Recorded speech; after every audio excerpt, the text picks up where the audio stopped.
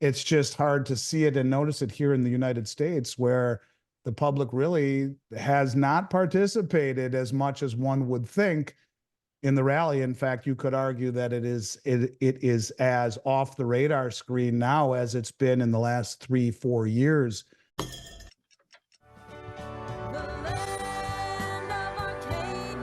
Well, hello there, my friends. Chris Marcus here with you for Arcadia Economics. Hope you're doing well out there and excited to be back here with you this week, as always, where I am joined by Andy Schectman of Miles Franklin, who is with us each Tuesday. And actually, it looks like we'll finally be doing that call in person, perhaps next Tuesday, maybe slightly delayed from our normal 1 p.m. broadcast time. But Andy, we're going to be at the Sprott Show together next Tuesday. So we'll look forward to seeing you there, and perhaps who knows who else will be popping up there. But good to see you back here today. And how is everything going?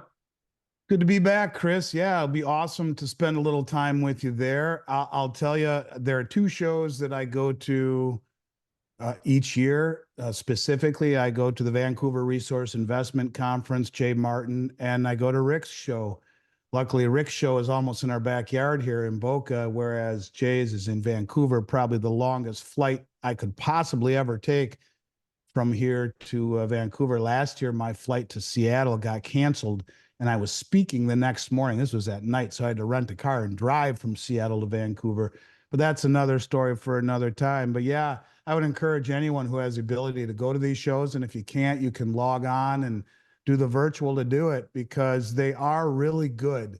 They have really great speakers, great information that independent of mining shares and whatnot. There's a lot of great info there, and it's the one show that I would never miss. So look forward to seeing you there, and it's always good to be back with you, buddy.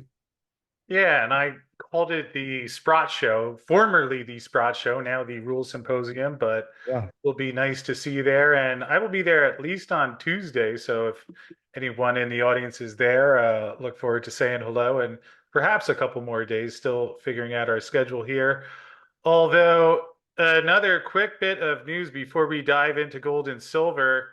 Andy, I got a breaking alert last week that we have a new city champion in the Florida Golf League.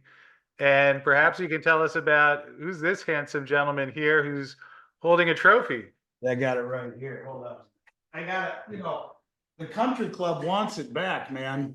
But I got it, and I'm not giving this damn thing back. But I got to go give it to the country club. It's a league that I've been in now for about 12 weeks, and that's 5 of my teammates, and there's another 5 guys that play once in a while that aren't on it. But it was a lot of fun. It was a blast, and yeah, man, we're champs. So first time in 11 years that my country club has won this league, and it was fun to be part of it. I actually run the dang thing. There was a guy that I met here one of the first few days that I moved here 3 years ago. He said, "Listen, I want you to be on this team with me, but I'm moving, so you have to take it." And I'm like, "Okay." Last 2 years were pretty much torturous doing it because no one wanted to play on it. Now I got so many guys that want to play. It's crazy. This year was amazing, and it was a lot of fun, man. It's amazing how competitive golf can be. I've always been into sports my whole life, and competitive sports. You wouldn't think golf would be competitive, but when you're playing in a tournament, a playoff series for 3 weeks in a row, where every shot counts and you're going to piss off your team if you do bad, it's a lot of fun. It was very intense, and thanks for bringing it up, man. It's a good honor. We walked into the clubhouse, into our country club, and literally people stood up and started clapping. It's a very big deal, I guess, here, and happy to say that I was part of it. Well, congratulations. And we actually had another friend from our Arcadia community, Colin Gooch, who was in a 24-hour golf marathon that took place on Saturday, part of a fundraiser. So first of all, congratulations to Colin. And who knows, maybe he can book you as a celebrity guest, since you're, a bit famous on the YouTube circuit these days, and perhaps next year. I donated to Colin. That was a very worthy deal. I think it's for children's cancer. And he plays for 24 hours, and I love golf, but I don't know, man. I've played rounds that were 4 hours. It felt like 24 hours, but um, congrats to Colin as well. And I know he was a golf pro at one point, like a club pro. Well, he's a hell of a stick, but my congratulations and admiration to him. So thanks for sending me the link to donate for that. And I know you did too. So it's something that it's pretty cool that he did that. So appreciate that. Alrighty. Well, I know there's people saying already at this point, enough with the golf talk and how your weekend was, all that stuff. Let's dig into silver and gold, where we see Monday afternoon silver at 29.75. Been floating around that 29 to $30 range for better part of a week or so, has popped up, gotten briefly above that. Similarly, we see gold has we've really had a period now where the prices have stabilized a bit for over 2 months following that torrid rally we saw earlier this year. Andy, I did want to dig into the election too, but any thoughts on anything we've seen in the past week in terms of the pricing on gold and silver before we get your election thought or the debate? Yeah, I mean, look, the $29 range, it to me is more or less support from the previous highs back in April.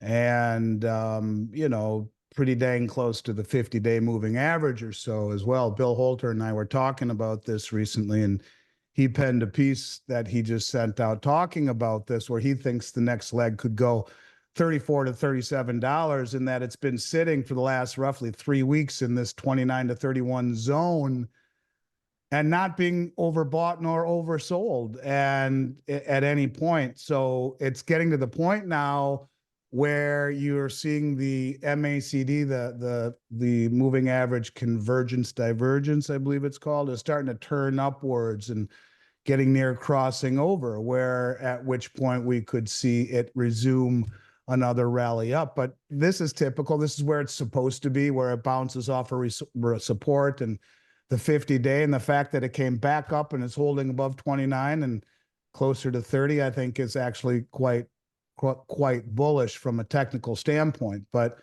I guess we'll have to see. But I think it's encouraging that it did indeed hold that support of 29. And I would hope that Bill's right and that we see it start to move up again in its next leg. But this is one of those deals where, if you haven't learned patience yet in this industry, you never will. And it teaches you to try and find optimism wherever you can.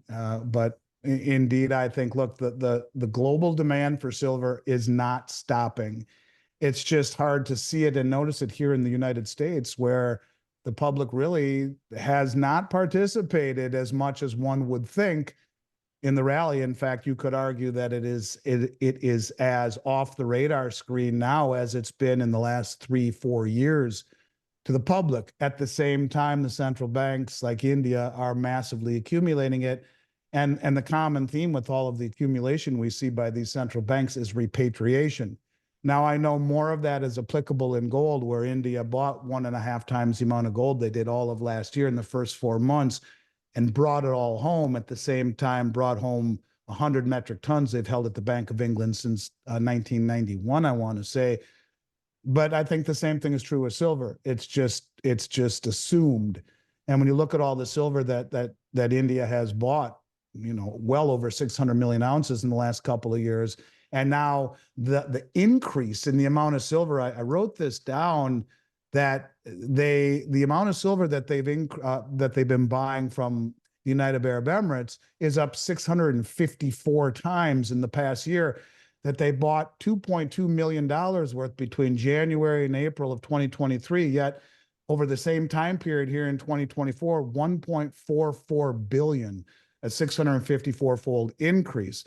So you're seeing a drive by these very large, sophisticated money centers in the central banks to accumulate commodities like silver, like gold, to repatriate them, to do it in ways that really aren't being reported too much in the Western media.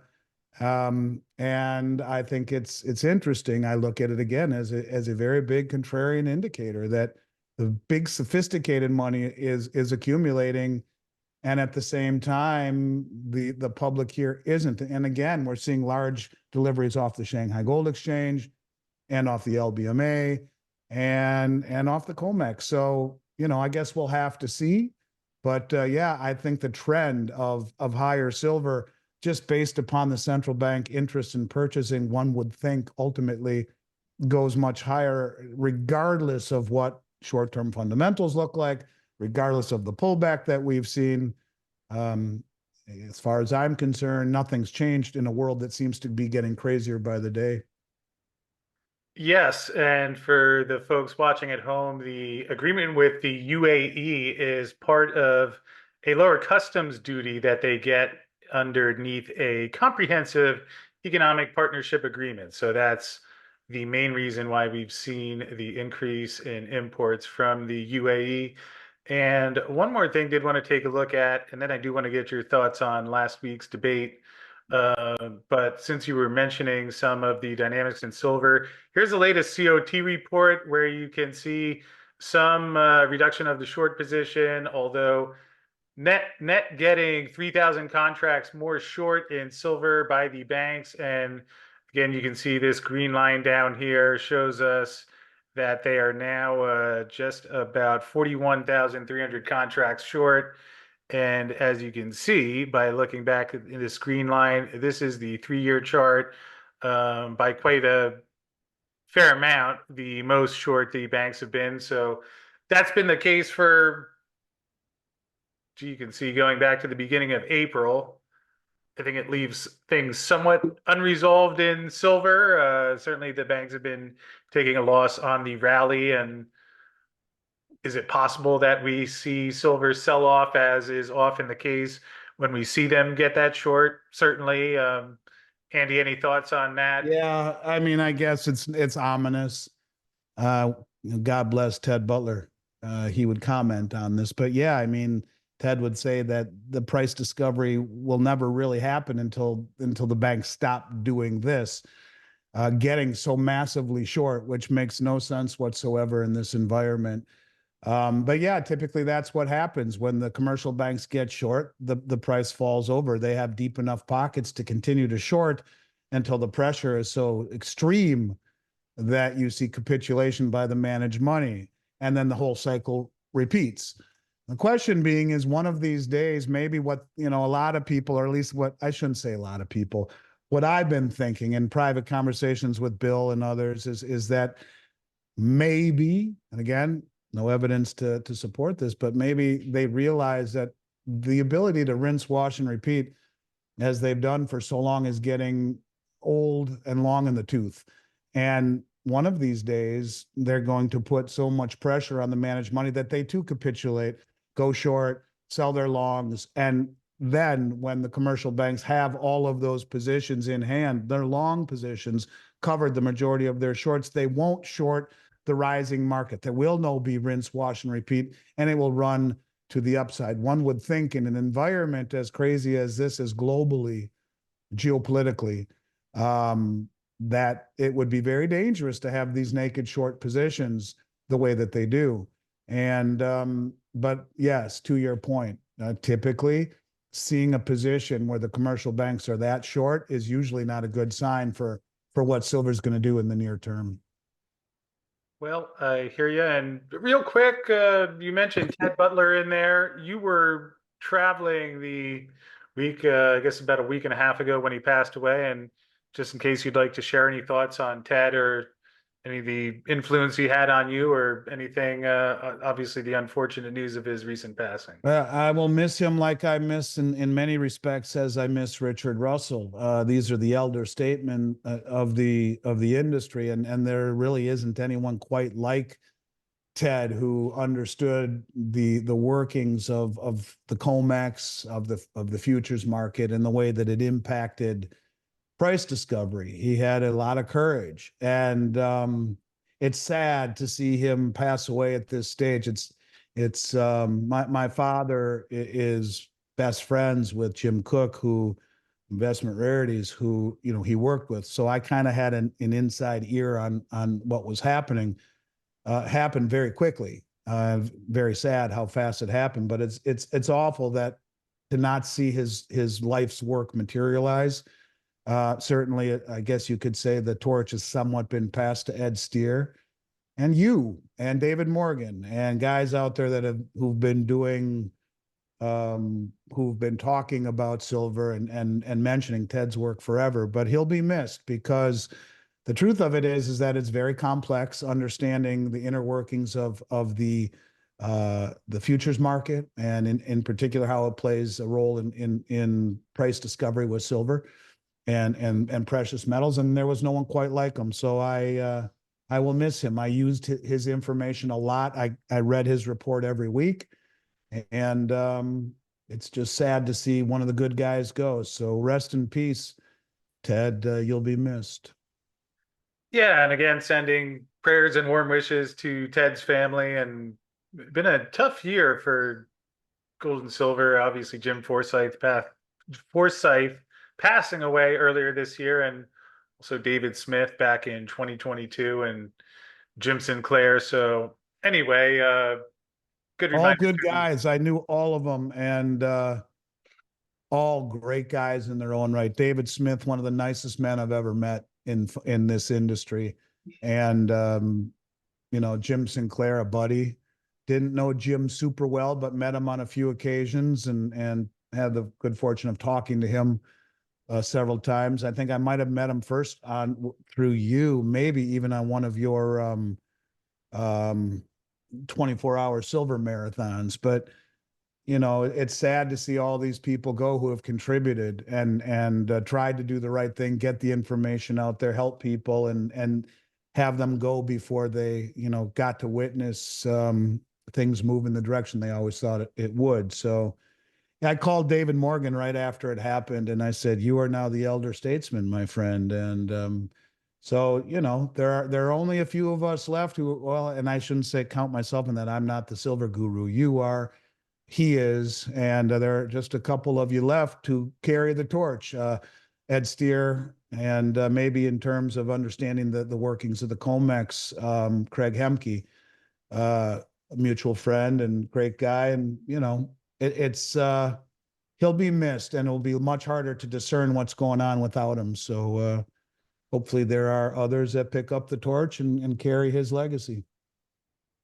yes, certainly. And in terms of things that perhaps could be keeping silver and gold in the news, obviously, as I guess for the last 15 minutes, I've been promising we'd get some of your thoughts on the debate. And I'll phrase it like this. Obviously, I mean, if there's particulars about what Trump or Biden said, feel free to dig into that. Although, be even more interested, just the degree to which now that interesting how quickly the narrative, even the more liberal media, talking about how Joe Biden might be replaced and the impact that uncertainty could potentially have on the country, but also, again, gold and silver and anything you see there and how it could impact the markets. Yeah, I guess what I take away from it is how pathetic the whole system is, and the media is, the gaslighting, how, it was so obvious to most people that this was a man who was past his prime, and that's saying it nicely. You watch Fox News, and they would constantly show these gaffes, these blunders, and to have people say that these videos that were out there just a few weeks ago were fake and AI and made up, and then we see his real side. His handlers knew exactly what he was all about. Jean Pierre, whatever her name is, she knows exactly what he's all about. And the gaslighting, the media, who, oh, he's so vibrant and so great and this and that, which is just such crap, was lying to us. And now aghast at how he's slipped, and he should step down and this and that. It lacks authentic, anything authentic to the nth degree. And it really to me just speaks volumes about the way that the media can control a narrative. And it's, to me, I find it disgusting. I find it to be scary that they are able to gaslight the public the way that they are. And yeah, you're right, to your point, how they turned on him so fast but it was obviously planned.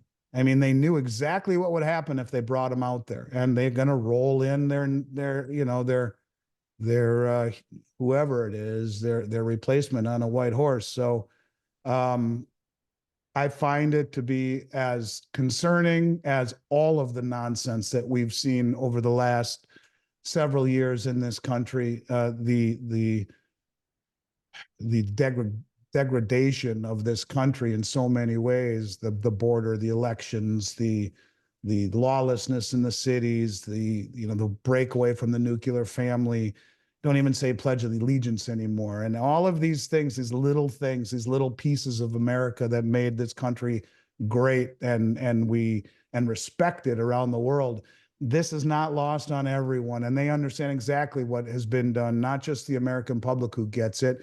Everyone has known that uh, he should not be running the country based upon his mental acuity, based upon his where he is in life right now. And like someone said, if you are being wheeled into at any point over the last several years, you're being wheeled into to have heart surgery. You meet Dr. Biden, you're going to go through with it. You're getting onto an airplane to cross the Atlantic and meet pilot Biden. You're gonna get on the plane, and now all of a sudden they're just amazed at how he slipped. But where the hell have they been for the past 3 4 years, 3.5 years? I find it to be putrid, to be honest with you, and an indictment of the media and an indictment of the mainstream, and just goes to show how naive and stupid that they try and make us all out to be.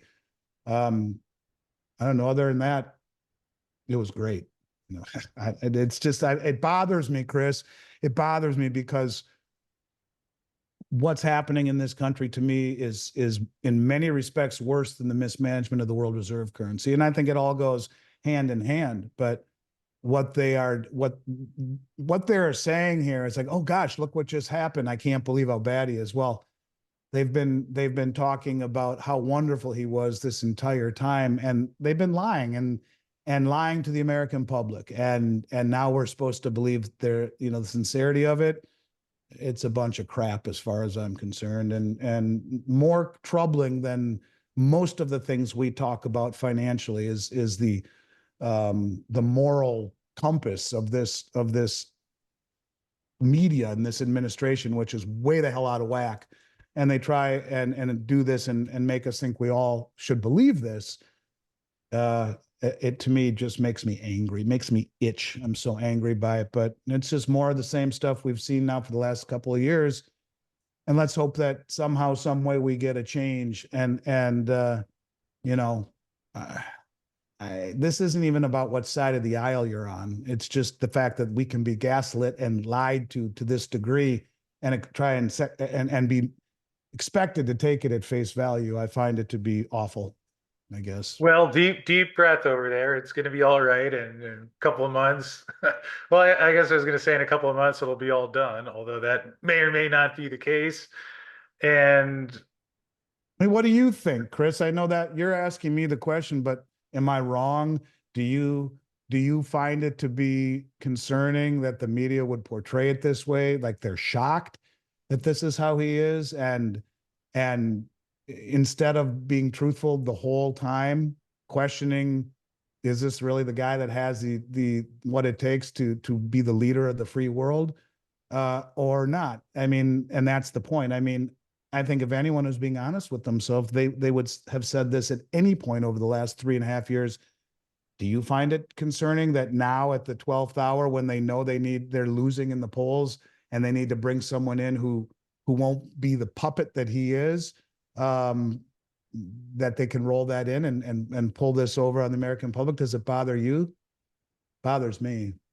Can't well, tell. I certainly don't think it's ideal. Obviously, a lot of things in politics or finance are not ideal, and I think people watching the show, or certainly you know that I used to get myself a lot more riled up. And I think there's a lot to be said that what we're focusing our energy on, you tend to get more of that. And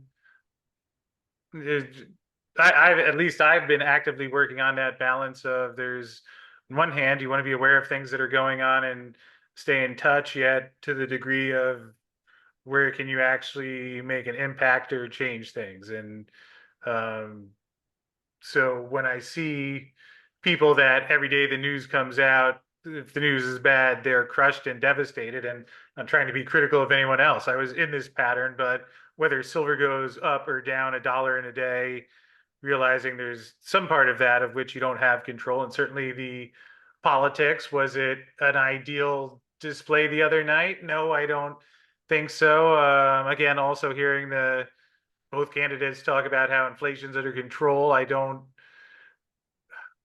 know that there's a lot of what either guy is saying that is really even under their control at this point. And there's some degree, that's what you're getting when you turn on certain channels. And So I agree. And I've seen that side of you, and I've been here with you long enough through it all to admire very much how balanced you are. And I tell you that a lot. And I admire because I lack that balance sometimes. But and it's less about what the politicians, either of them, had to say, or even how they said it, and just more how the media reacted to it. It is the media that I find repulsive. And I've said all along on many of the shows that go on, like yours, you're more of a real journalist. And I've told you forever, you're one of the best investigative journalists I've ever known when you put your mind to it, like in the interview with Bart Chilton, and all of the other things that you've done along the way is truly something that is lacking in today's media. And that's part of the problem, is that so many people aren't aware of the things that we talk about, even the reasons and necessity to own hard assets in your own possession. The media just does such a poor job of telling us what's going on, and this reaction by them bothered me far more than the ineptitude of an old man who's senile. And that's the truth of it. The fact that neither of them really discuss the issues that are really, really important in fixing them, these kinds of things, yeah, that's troublesome. But this is all directed at the media and their lack of sincerity more than anything. So, but to your point, I admire how balanced you are, and it comes across well. And that's what someone should do in an unbiased position in presenting the facts. And why I get a little more emotional, but you're the one interviewing me, so I can do that. well, can I add one last thought before we maybe get this week's find out what this week's Sure. special is and wrap up? In that, certainly to the degree that you have an uncertain environment that makes it harder for businesses to plan at a time when, despite claims that the economy is great, I don't think it's great for a lot of people, and anything that's making it harder for people to get jobs and things along those lines, obviously that's, disappointing.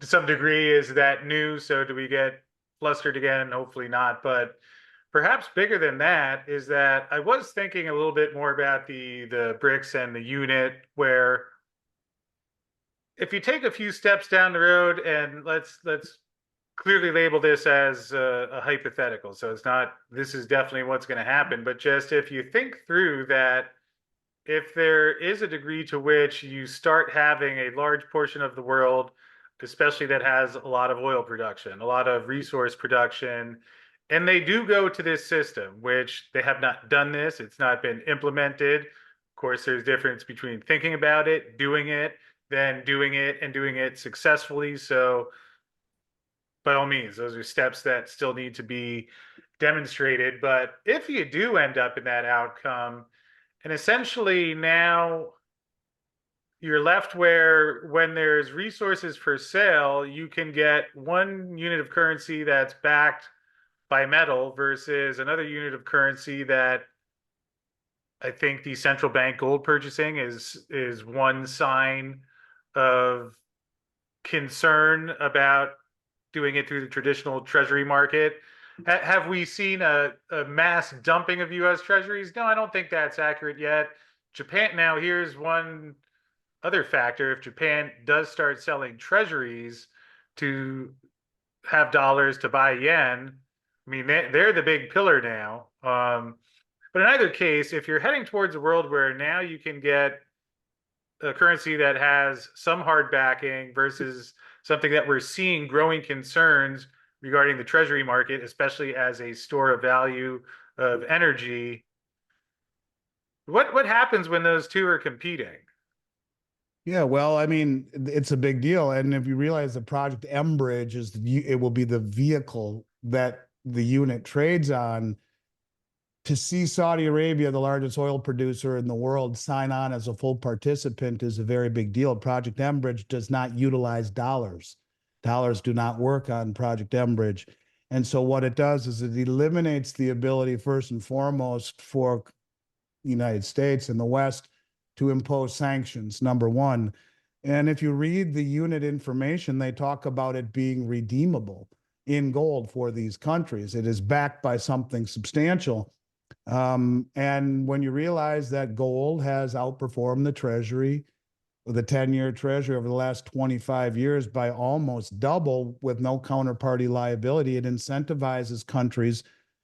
Part of the petrodollar deal was to sell not only in dollars, but to take any of the excess reserves and put them into U.S. treasuries, which has been the key to, bolstering the bond market, keeping interest rates low and supporting our dollar and our system. If you all of a sudden have countries that not only aren't using the dollar to settle in, because the whole concept of the unit and the Enbridge is that these countries can remain autonomous, have their own monetary policy, and trade in their local currencies, but settle in a common settlement currency that is backed by 40% gold and 60% in the currencies that are in the BRICS plus countries. So it incentivizes the stockpiling of gold, which we've seen. The BIS is part of the Project Enbridge. They're the ones who reclassified gold. All of these things seem to be coming together. What it really does is, for the first time in 50 years, gives a real competitor to the system, and reason to not stockpile treasuries, and reason to not stockpile dollars. In other words, the settlement or the transaction would be done in local currencies. The settlement is done in a common settlement currency. Both chip away at the hegemony of the dollar. And I think it remonetizes gold throughout the world in terms of its value, and puts a question mark on the treasury. So yeah, it is ultimately something that would have a negative impact, one would think, ultimately, on the dollar. But again, when you see Saudi Arabia become a full participant in this program, I think it signals that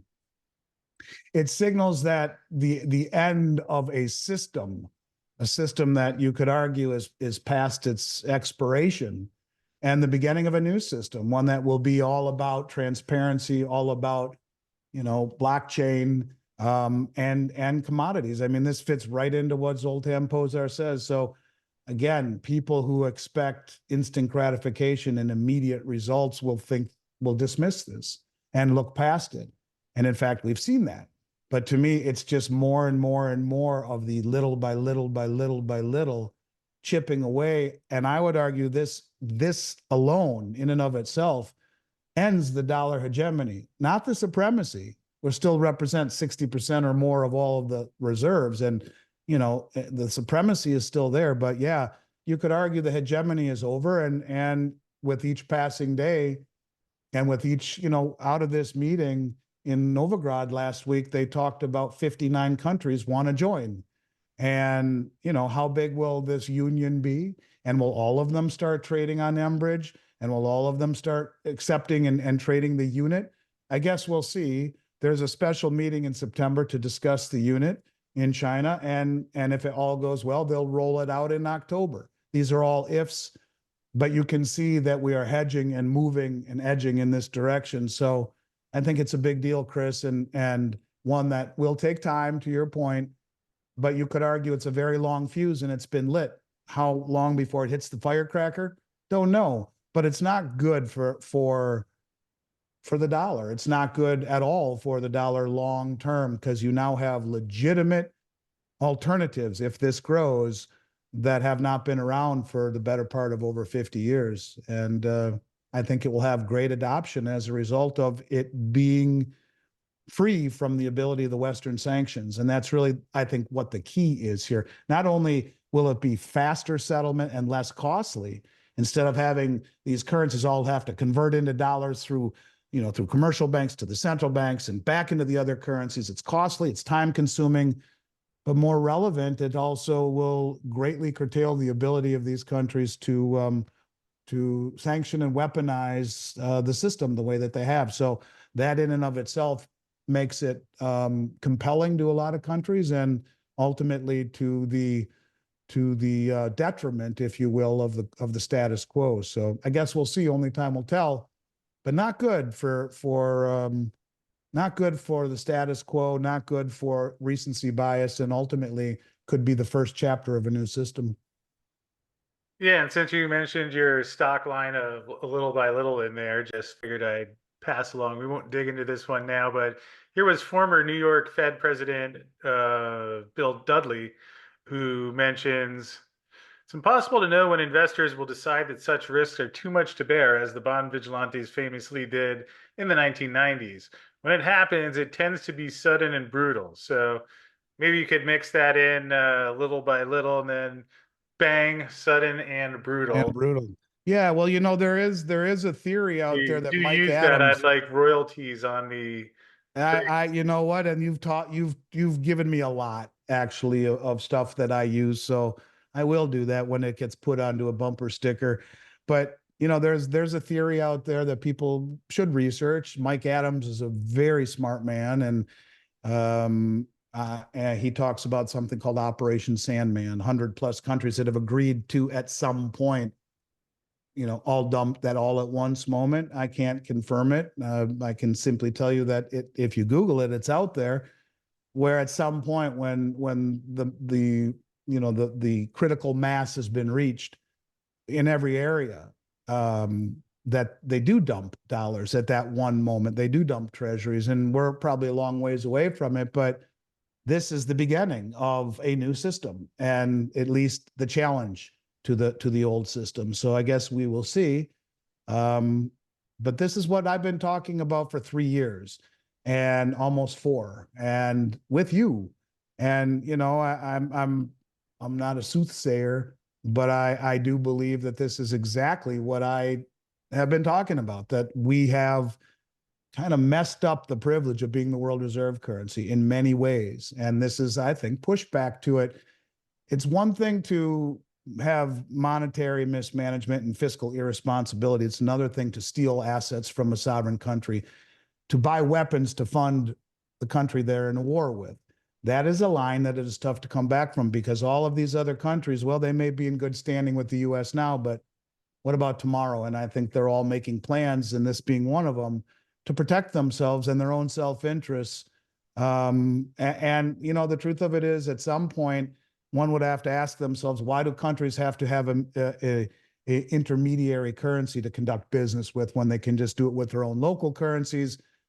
If indeed that is the plan, I think this is the beginning of that path. And the common settlement currency is, or unit rather, is a way for them to do that, while at the same time having their own autonomy within their own borders and their own monetary policy. It's a very interesting, somewhat complex architecture, but interesting thought experiment. And I'm not surprised to see it, quite frankly. And I do think there will be a moment where, like he says, sudden and brutal.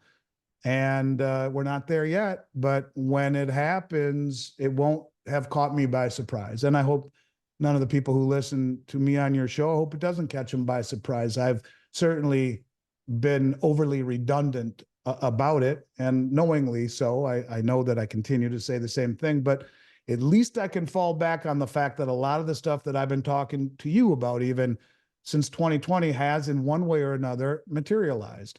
Not exactly like I said, but shockingly scary, scaring me to the bone enough, it has. And I think this is just progression away from a system that should not be allowed to impose these sanctions as the world reserve currency. We should be neutral, and we have crossed that line. So this is the natural pushback to it, and I expect it to look. This is the M bridge is just the very, very beginning of the M bridge. This is the basic utility, and the whole thing about it is its ability to integrate other systems.